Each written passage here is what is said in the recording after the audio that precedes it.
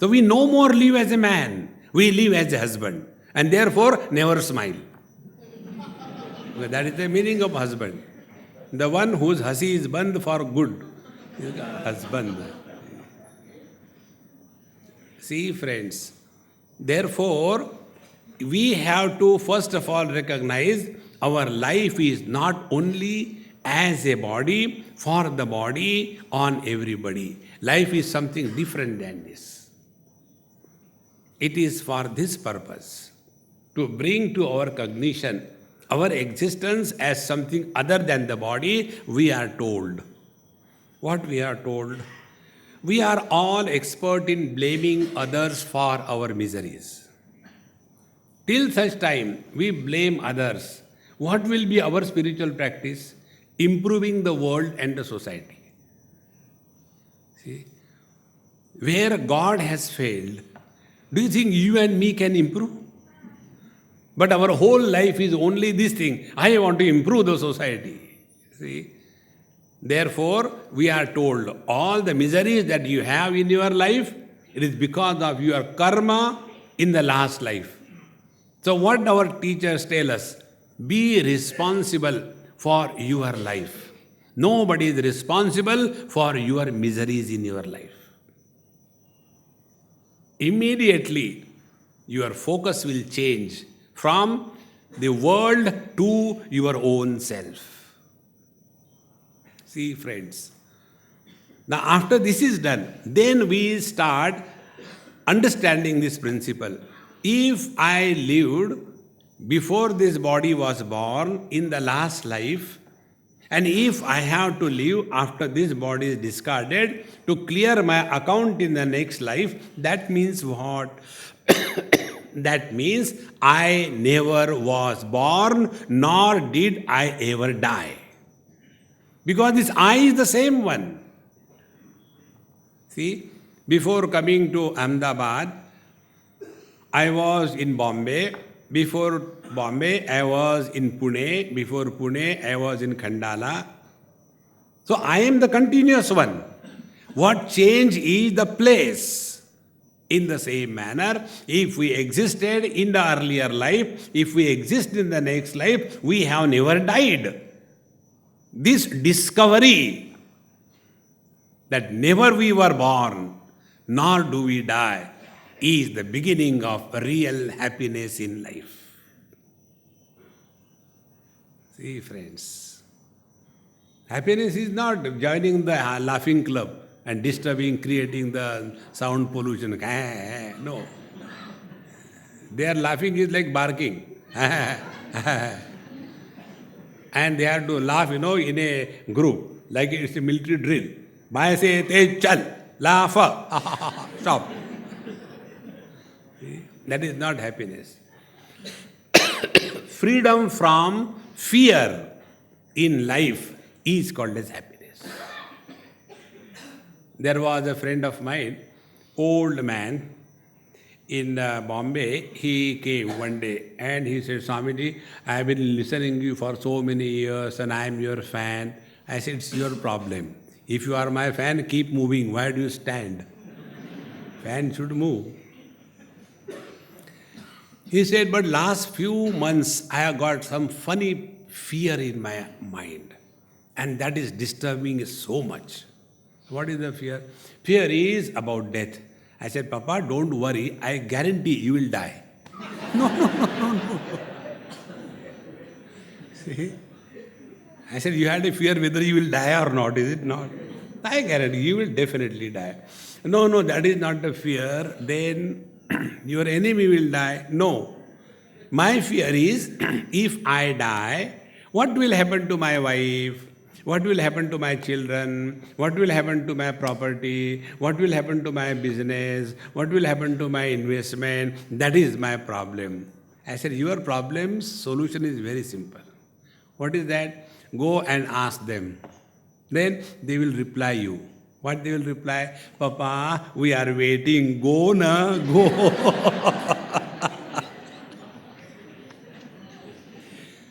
See? We imagine we are indispensable. We are not. When we were not in this world, there are nothing lacking. When we will go from this world, there will be no lacuna. Therefore, in the present, our presence in this world is unwanted furniture. But our thinking is, I am the most important one. Without me, this sun cannot rise, the moon cannot shine. No. See? So this fear, when it disappears, then only we get the glimpses of happiness. Now we have been hearing about this thing. Last life, this life, next life. Papa, punya, merit and sins, going to hell and going to heaven. And we get lost in that. That is not the purpose. See, the fear is given for us to behave properly. Nothing else. There was one girl, small, maybe about 8 years or so. We went to Badrinath. And she was with us. And whole journey she was sleeping. She was sitting next to me and sleeping. And by the time we reached Badrinath, she vomited all mess on my body. Very cold. So we went and then put her there. I changed myself, took a nice bath in the hot water tub there. And then this girl was sleeping for the whole day. So night she has no sleep. So we were all sleeping together in a hall on the wooden platforms. At the corner I was sleeping. Then this girl slept next to me. Then her father, then her mother, like that, 6 of us. And this girl, she will tell, Mummy, tell me some story. And the mummy is tired, she is sleepy, But this girl has never, any problem. Very fresh. Whole day she slept. You ask Swamiji. See? You think people give us respect. No, people use us. Nobody gives us respect. अपना काम निकलवाना है, बाबा जी से कहलाओ. See? So she said, okay. Then, Swamiji, I said, what is that? Let me sleep now. You have spoiled my clothes and all that. Now don't disturb me. No, you have to tell me a story. I will not allow you to sleep. I said, look here, that side you have seen darkness, there is a ghost there. If you don't stop talking, the ghost will come and pick you up. Okay, then I don't need you, I'll talk to the ghost. Now tell me, to that child who is not afraid of ghosts, can you do anything? In the same manner, when we are afraid of death, then only we suffer in life. Prepare yourself as if you are going for a vacation. See? When we go for a vacation, Kesari travels. See? In Bombay, all this ikde, they prepare themselves, for nice long time. 3 months, 6 months, they have, decided to go, and then only one theme. We are going to go to Europe, and then we'll go to that Pisa Tower and become pagal, and like that, all the no other thinking. And as the days start coming nearer and nearer, they are excited. I had to go. And the day comes, they are so happy. Bye-bye. First time in their life, they have come out of Chinchpokli. So excited and happy. That kind of joy must be with us when the death arrives. Do we have the courage to say to her, death is the feminine gender, what can I do? It's a language. Death is always feminine. So when she comes, do we have the courage to say, hey, come on, why are you late? I have been waiting for you. Then we have discovered real happiness. See, friends, we simply say that we have been living a very spiritual and goody-goody life, We never have taken any corruption money from anybody. Really? Why? No chance.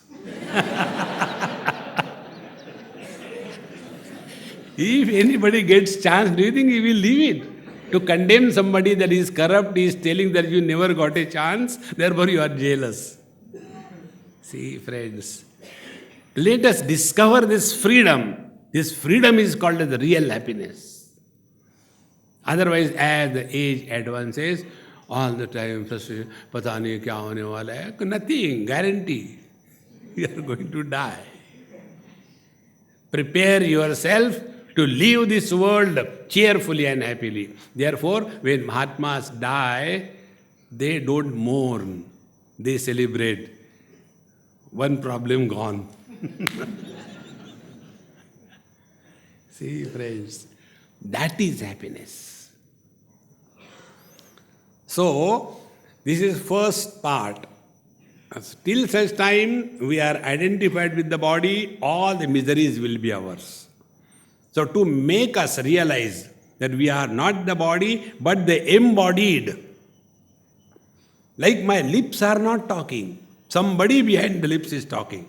This mic is not talking. Somebody behind the mic is talking. See, similarly, your drums are not hearing. There is somebody behind the drum. If that somebody is sleeping, then no hearing is happening. So, the embodied is someone different from the body. See, friends. And the moment this is discovered, like if something happens to our car, we don't have to become miserable. Insurance will pay. We relax. In the same manner, when we rise above this body identification, we have completed our first graduation. See? Like we can never continue to remain in the KG1 or primary throughout our life. In the same manner, if we are all the time living by the body, for the body, on everybody, then we have not lived spiritual life at all. See, friends, Tulsidaji says, Dharmate birati jogate jnana jnana moksha prada veda bakhara. If we have really lived the spiritual life, we are bound to have dispassion for the world. Because what is spiritual life? Spiritual life is discovery of our identity as other than the body. This is the meaning of the spiritual life. Otherwise, when we are told, if you do the sin, you will go to hell, body will not go to hell. You will go to hell. Then the question is, who am I? Who is going to hell? See, friends. Therefore, the first step on the spiritual path is this. Let us recognize this. We are living through the body and no more living as the body. When we are living as the body, the language that we use is technically called as Vaikhari Vani. Vaikhari Vani means Parashruti Gochara. When I am talking to you, you can hear me. It's called as Parashruti Gochara. Others can hear. That speech is called as Vaikhari Vani.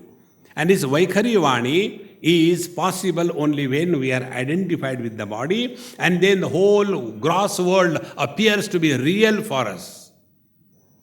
This is the first step. So, if we work on recognizing our identity as someone other than the gross body, what should be the consequences? The consequences will be nothing in this gross world, either possessions or relations, will be a burden for us. What is the burden that we carry in our life is the burden of these two things, possessions and relations. And any burden you carry, you get tired. Any burden. See, the other day in one of the management gimmick, I was trying to tell one particular principle. And then one person I called, I said, hey, we'll play some game. So one necktie dhari, he came.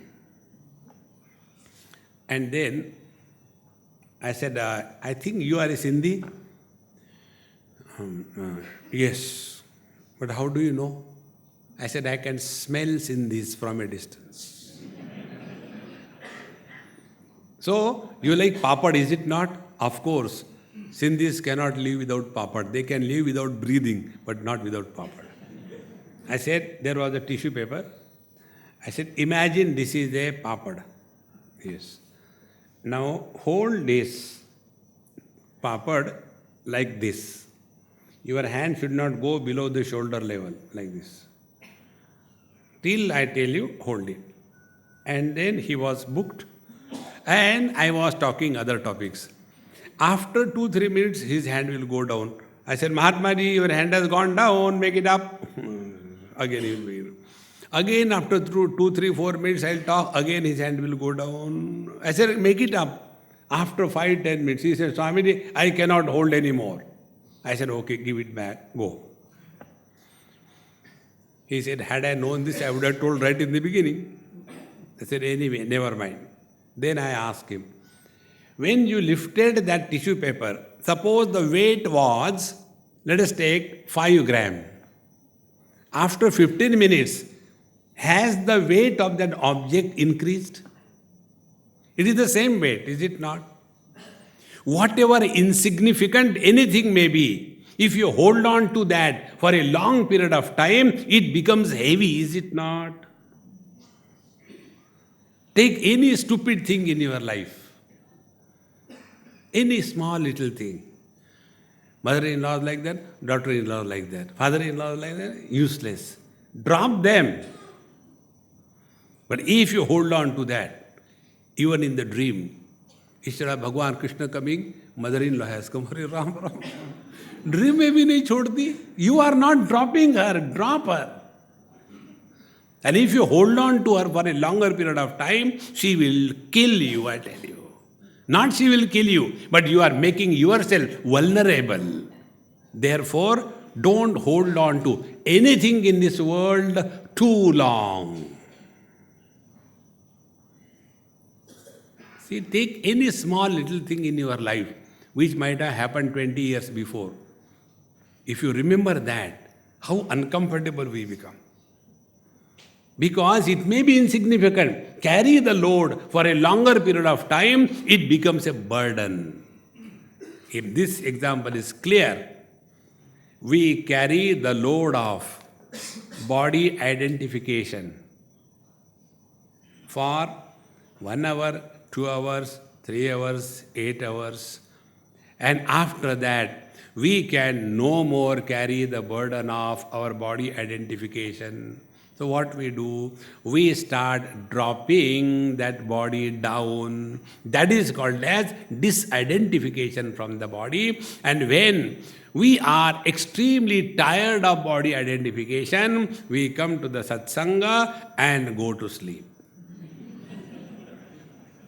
Now what is sleep? Sleep is nothing but disidentification from the body. And the moment we are disidentified from the body, all the problems of the world disappear. See? I got married to a boy, I being a girl. And you know our Indian tradition, buy one mattress, get 2 pillows free. So I got married to a boy and I got in-laws free.